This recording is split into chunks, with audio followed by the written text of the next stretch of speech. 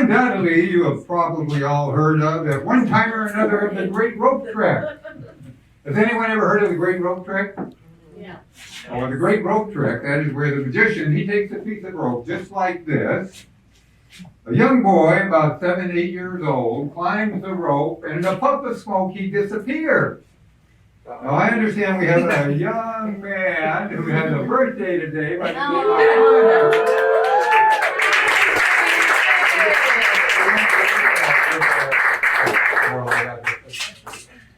Let's bigger. You want to come up here, Liam? Connor, be my helper? How about let's all clap our hands?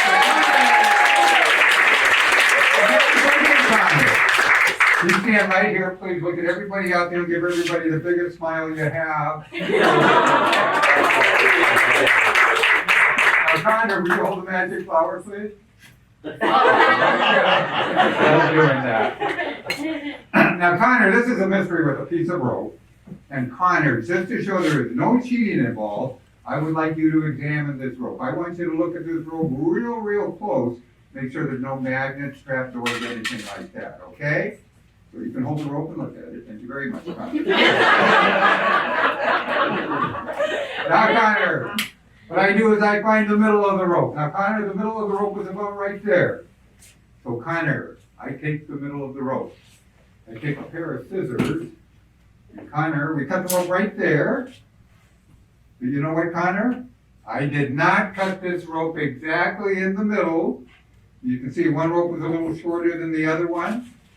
But that's okay, Connor, because whenever that happens, we take the rope like this, and we try it all over again. Okay? We'll do it one more time, Connor. So once again, Connor, I find the middle of the rope. The middle of the rope is about right here. I take the scissors. Connor, we cut the rope right there. And just to make the ends a little more even, I'm going to trim them off a bit. And now, Connor, we come to your big part of the magic. Are you ready? I'm going to give Connor the magic fan. Connor, at the count of 3, would you wave the fan up and down like that, please? So now, Connor, this is my favorite magic fan. I've had this since I was about your age. There's only one like it in the whole wide world. So you promise to be very careful? Okay, so with both hands, take the magic fan, open it up all the way, Connor.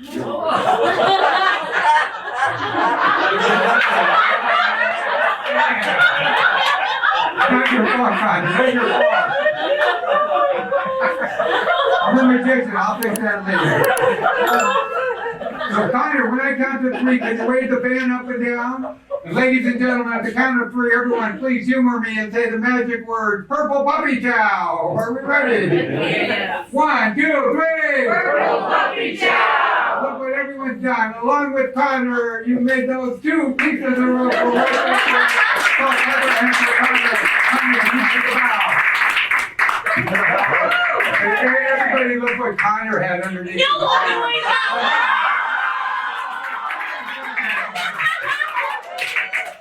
Connor, you didn't look underneath your other arm. No, we got them all.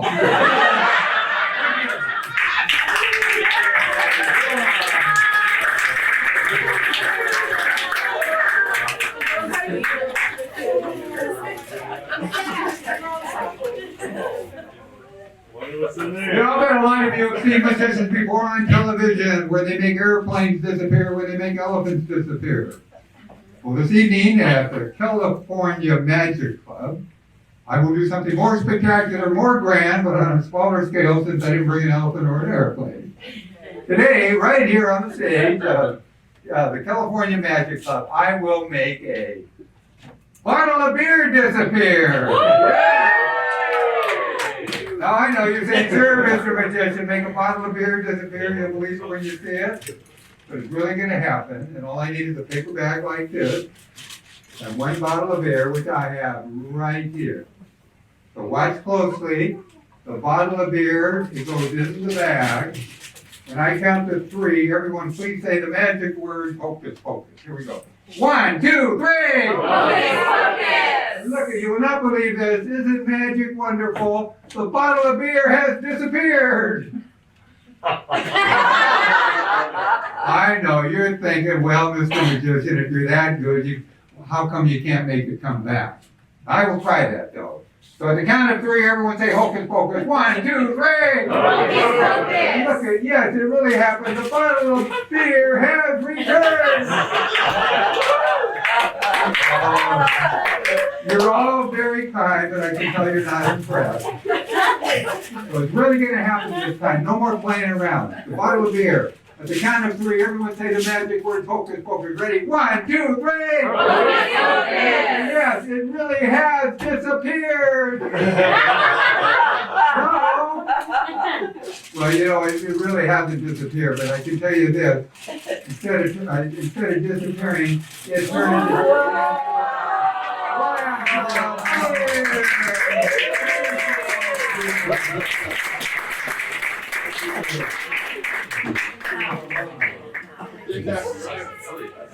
Elliot. You know, I bet a lot of you, raise your hands if you've been to Las Vegas before. Quite a few of you. Have any of you by any chance seen the street hustler doing the 3-card monte? No? Well, it's a popular scam game. I'm going to show you why you should never play it. This should be a public service. But instead of using the small cards, I'm going to use these big cards so it's easier for you to follow. So here's how the game is played. This is the money card, the red card. And these other cards, they're just there to confuse you. So I'm going to do a little cheating. So I want you to keep your eye on the red card. Okay, I'm going to do this slowly too. I mix up the cards like this. I spread the cards out. Then I do what I call the monte move. Keep your eye on the red card. Now, if we're playing the game, you may bet that the red card's over there, but if you bet it was over there, you would have lost. You see? The 2's over here. Yeah, okay, that was done pretty quick. I'm going to give you another shot at it. Watch the red card. I mix up the cards like this. Now it's going to be easier to follow this time. I'm going to make the red card a little higher. So everybody watch the red card. I'll do it in slow motion. The red card goes over here. No. Do you think the red card's over there? No.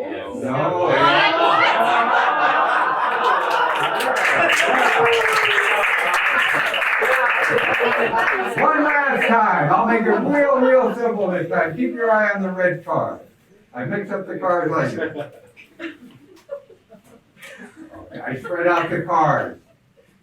Now to make it even easier for you to follow, I'm going to take the 2, and the 2 goes over here. Now all you have to do is remember, is the red card on top or bottom? What? Red card top or bottom? You think it's on the top or bottom? I have no idea. Well, it makes no difference because it's not even over here. Red card is, and that's why you never play a game with them.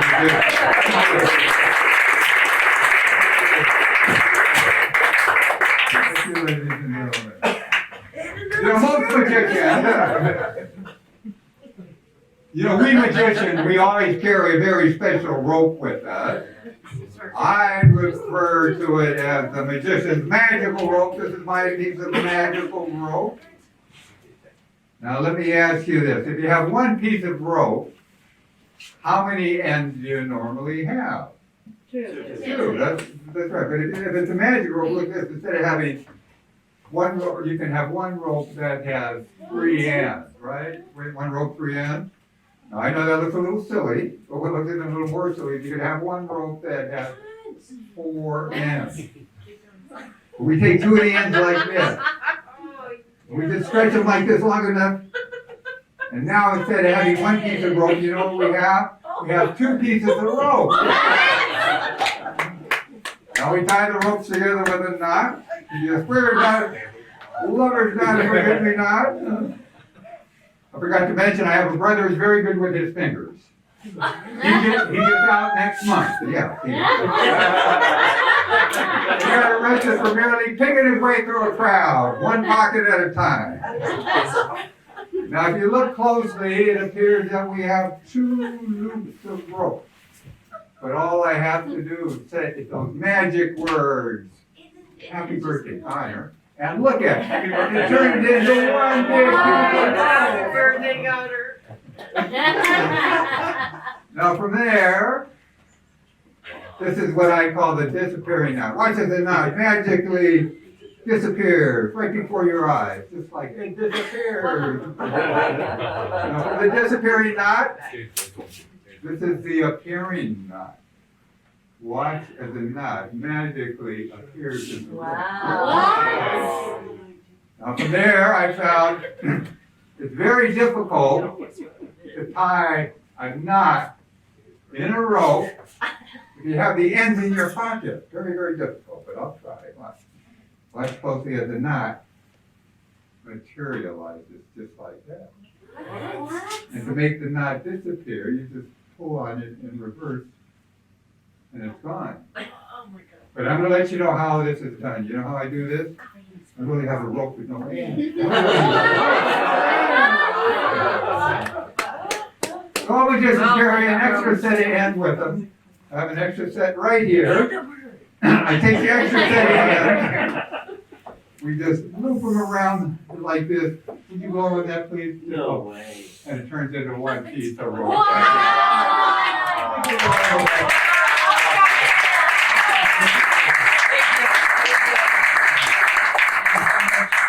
I believe we have a birthday over here by Samantha. Yeah.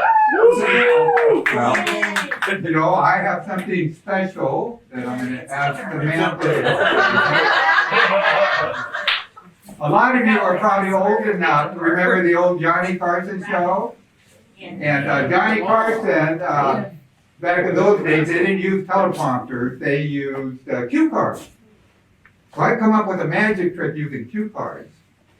And so we're going to have Samantha be the magician. All she has to do is read what's on the cue card.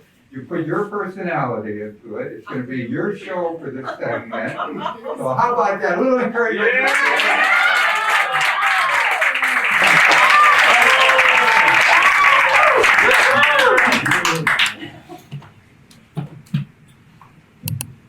I'm going to give you the microphone. Okay. So all you have to do is put your personality into it and just read what's on the card. And we'll say, there we go. Hello, everybody. Thank you for coming to my show. I am the great Samantha, the best magician in the world. I'm about to show you the most amazing trick ever. For this, I will need a volunteer. Don't rush at all at once, please. Quick word. Don't rush.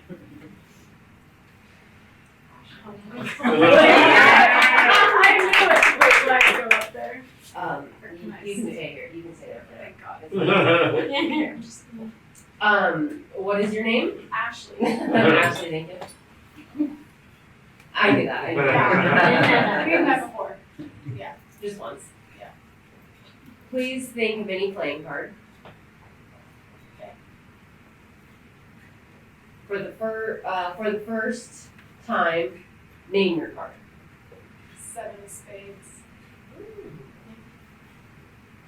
Amazing. So good. I knew you would pick that card. Okay. You don't believe No. it? Allow me to prove it, okay? Earlier on today,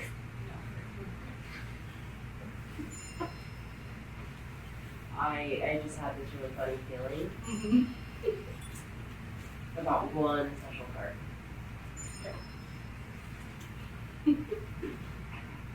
And I placed it inside of an envelope. Oh my God. This envelope. Okay.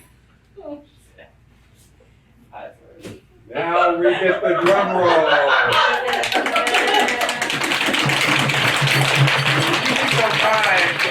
Open that envelope. There should be a card in there. Would you show everyone what the card is, please?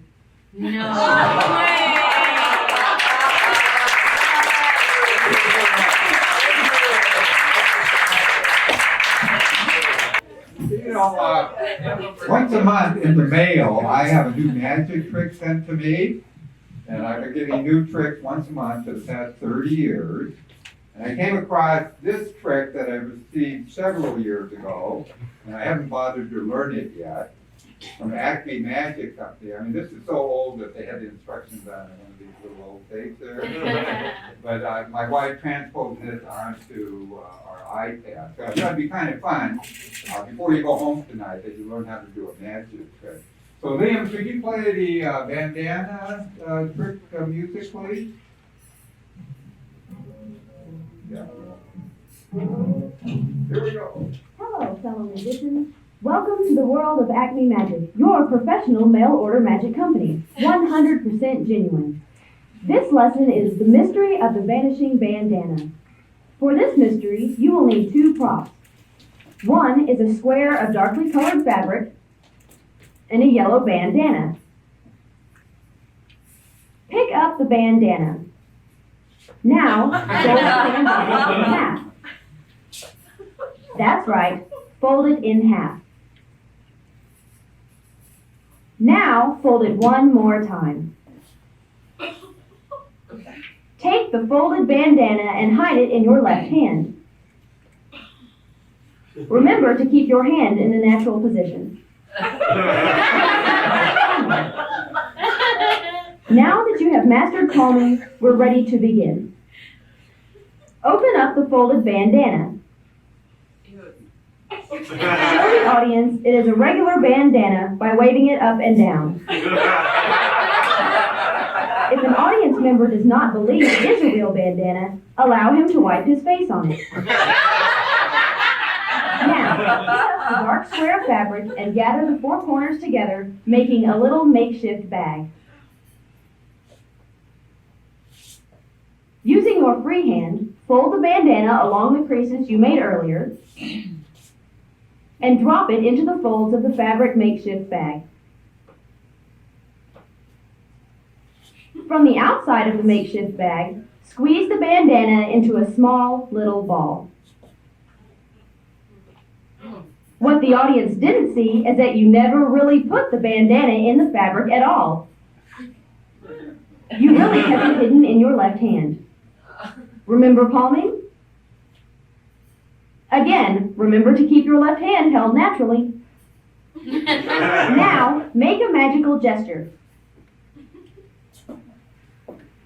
For the grand finish, fling open the fabric and receive your well-deserved applause.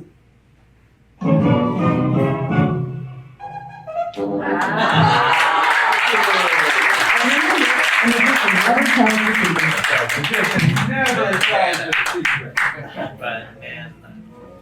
Well, now we come to the closing mystery for the right part of the program. This is one of the oldest tricks around. This is called the linking ring. I know. It's over 3,500 years old, and that's pretty old. So I'm going to count the rings, and everybody count out loud with me. Are we ready? There's 1, 2, 3, 4, 5, 6, 7, 8 rings. The first mystery here, I wonder if this gentleman right there would be so kind as to be my helper. Yes.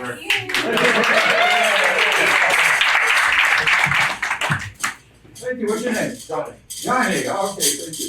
Now, Johnny, what I'd like you to do is you take these 2 rings right there and try to put them together, okay? I'm going to show you how to do it, Johnny. Johnny, the way you put 2 rings together, you take 2 rings like this. Johnny, you put 1 ring this way, the other ring that way, this ring up, this ring down. Rub them together at the same time. Stop your right foot wide, low, and they link. Have you got this? That was a little confusing. Let me show you the easy way to do it. Now, the easy way to do it, Johnny, is to find the soft spot. The soft spot is right there. You hit the ring once, twice, 3 times, then they go together. Now, Johnny, you do as I do, please. Hold 1 ring in one hand, the other ring in the other hand. Hit the bottom ring once, twice, 3 times. There you go. Ready to Oh, this time, I'm going to give you 1 more. Okay. Now this time, Johnny, to put 3 rings together, we take 3 rings like this, we throw them in midair, just me, Johnny. And they go together. Now, Johnny, the way we put your rings together is very slowly. You just rub them like this, push them. They go together. Oh, wow. Now, Johnny, will you point to one of those 3 rings? Top, middle, or bottom? Middle. Middle ring, Johnny says. Watch. The middle ring becomes undone, and the other 2 go together. There. Wow. This is a giant watch chain. However, right now I will attempt the hardest part of the trick. I will attempt to make this top ring go to the bottom, and the bottom ring go to the top, all at the very same time. Now, this is very, very difficult. Besides being very, very difficult, it's also very dangerous. I normally do not attempt this without a net, but a net could not be here this evening. Top ring to the bottom ring to the top, same time. Is an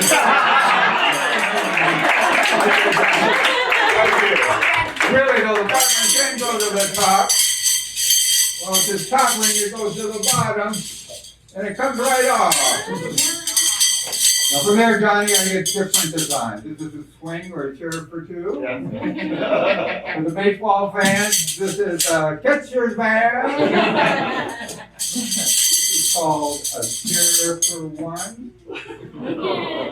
The world globe. Wow. And you can just imagine this is a flower opening. Wow. And now, Johnny, your big part in the magic. Are you ready? Yes. Now, Johnny, at the count of 3, when I spin these 2 bottom rings like this, I'm going to give you a magic wand. And at the count of 3, I want you to hit the rings once, okay? Now, the magic wand we will be using, Johnny, is my favorite magic wand. I've had this since I was 9 years old. Only one like it in the whole wide world. I promise to be very careful. Don't hit the rings too hard.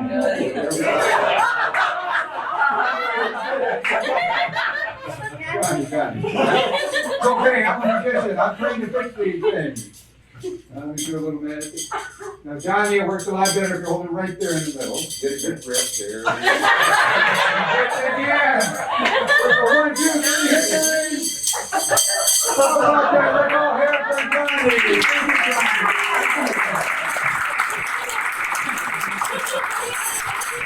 How you doing, Johnny? So there it is, the 4 rings linked in 8 different places. And right now, we end the mystery and the magic show with one big, giant chain of rings.